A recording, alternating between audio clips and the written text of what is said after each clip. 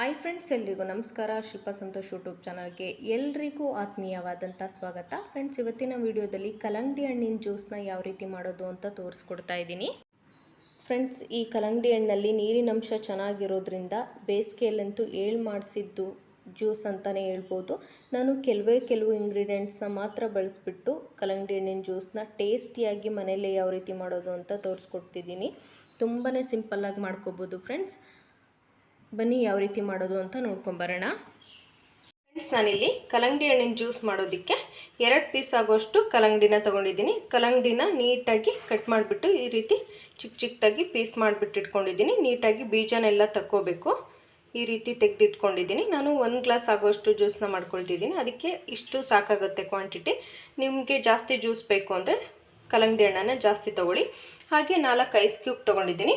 ಫ್ಲೇವರ್ಗೋಸ್ಕರ 1/4 table ಸ್ಪೂನಷ್ಟು ಏಲಕ್ಕಿ powder, ರುಚಿಗೆ ಸ್ವಲ್ಪ ಉಪ್ಪು ಹಾಕ್ಕೊಳ್ತಾ ಇದ್ದೀನಿ. 2 ಟೇಬಲ್ ಸ್ಪೂನಷ್ಟು ಸಕ್ಕರೆ ತೊಗೊಂಡಿದ್ದೀನಿ. ನಿಮಗೆ ಕಲ್ಲಂಗಡಿನೇ ಚೆನ್ನಾಗಿ ಸ್ವೀಟ್ ಇದೆ, ಸಕ್ಕರೆ ಬೇಡ ಅಂದರೆ ನೀವು ಸಕ್ಕರೆನ ಸ್ಕಿಪ್ ಮಾಡ್ಬೋದು. ನಾನಿಲ್ಲಿ ಸ್ವೀಟ್ ಚೆನ್ನಾಗಿರುತ್ತೆ ಅಂತ ಸ್ವಲ್ಪ ಸಕ್ಕರೆನ ಸೇರಿಸ್ಕೊಳ್ತಾ ಇದ್ದೀನಿ. ಇವಾಗ ಒಂದು ಚಿಕ್ಕ ಮಿಕ್ಸಿ ಜಾರ್ನ ತೊಗೊಂಡಿದ್ದೀನಿ. ನೀವು ಜ್ಯೂಸ್ ಜಾರ್ ಬೇಕಾದರೂ ತೊಗೋಬೋದು.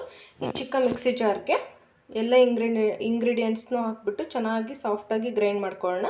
ನೀರೇನು ಮಿಕ್ಸ್ ಮಾಡ್ಕೊಳ್ಳೋಕೆ ಹೋಗಬೇಡಿ. ಇದರಲ್ಲಿ ಕಲ್ಲಂಗಡಿಲೇ ಸಾಕಷ್ಟು ನೀರಿನ ಅಂಶ ಇರೋದ್ರಿಂದ ನೀರು ಹಾಕೋ ಅವಶ್ಯಕತೆ ಏನಿರೋದಿಲ್ಲ. ನೋಡಿ, ಇವಾಗ ಸಾಫ್ಟಾಗಿ ಚೆನ್ನಾಗಿ ಗ್ರೈಂಡ್ ಮಾಡ್ಕೋಬೇಕು.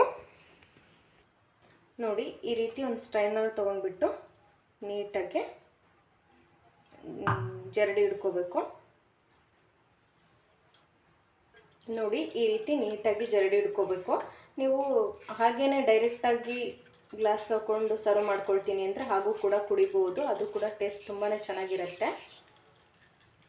ಇದ್ರ ಜೊತೆಗೆ ನೀವು ಲೆಮನ್ ಮತ್ತು ಪುದೀನ ಎಲೆಗಳನ್ನು ಕೂಡ ಸೇರಿಸ್ಕೋಬೋದು. ಅದು ಕೂಡ ಟೇಸ್ಟ್ ಚೆನ್ನಾಗಿರುತ್ತೆ. ನಾನು ಅದು ಯಾವುದನ್ನು ಬಳಸಿಲ್ಲ. ನಿಮಗೆ ಬೇಕು ಅಂದರೆ ಸೇರಿಸ್ಕೊಳ್ಳಿ. ಇವಾಗ ಸರ್ವ್ ಮಾಡ್ಕೊಳ್ಳೋಣ. ಒಂದು ಗ್ಲಾಸ್ ತೊಗೊಂಡಿದ್ದೀನಿ, ಆ ಗ್ಲಾಸ್ಗೆ ಸೇರಿಸ್ಕೊಳ್ಳೋಣ. ನಾನಿಲ್ಲಿ ಒಬ್ರಿಗಾಗೋಷ್ಟು ಮಾತ್ರ ಜ್ಯೂಸನ್ನು ಮಾಡ್ಕೊಂಡಿದ್ದೀನಿ. ನಿಮಗೆ ಬೇಕು ಅಂದರೆ ಜಾಸ್ತಿ ಕ್ವಾಂಟಿಟಿ ಮಾಡ್ಕೊಳ್ಳಿ. ನೀವು ಮಕ್ಕಳಿಗೆ ಕೊಡಬೇಕು ಅಂದರೆ ಐಸ್ ಕ್ಯೂಬ್ನ ಸೇರಿಸ್ಬೇಡಿ, ಹಾಗೇ ಕುಡಿ. ನೋಡಿ, ಇವಾಗ ಚಿಕ್ಕದಾಗಿ ಪೀಸ್ಗಳು ಮಾಡಿಟ್ಕೊಂಡಿದ್ದೆ ಕಲ್ಲಂಗಡಿನ, ಅದನ್ನು ಕೂಡ ಸೇರಿಸ್ಕೊಳ್ತಾ ಇದ್ದೀನಿ.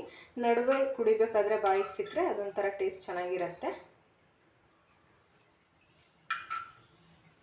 ಫ್ರೆಂಡ್ಸ್, ಕಲ್ಲಂಗಡಿ ಜ್ಯೂಸ್ ರೆಡಿ ಆಯಿತು. ಯಾರಿಗೆಲ್ಲ ಈ ವಿಡಿಯೋ ಇಷ್ಟ ಆಗಿದ್ದರೆ ಪ್ಲೀಸ್ ಒಂದು ಲೈಕ್ ಮಾಡಿ. ಹಾಗೆ ಇನ್ನೂ ಯಾರಾದರೂ ನನ್ನ ಚಾನಲ್ಗೆ ಸಬ್ಸ್ಕ್ರೈಬ್ ಆಗಿಲ್ಲ ಅಂದರೆ ಪ್ಲೀಸ್ ಸಬ್ಸ್ಕ್ರೈಬ್ ಮಾಡ್ಕೊಂಡ್ಬಿಟ್ಟು ವಿಡಿಯೋ ನೋಡಿ ಫ್ರೆಂಡ್ಸ್. ಹಾಗೆ ಚಾನಲ್ಗೆ ಸಪೋರ್ಟ್ ಮಾಡಿ.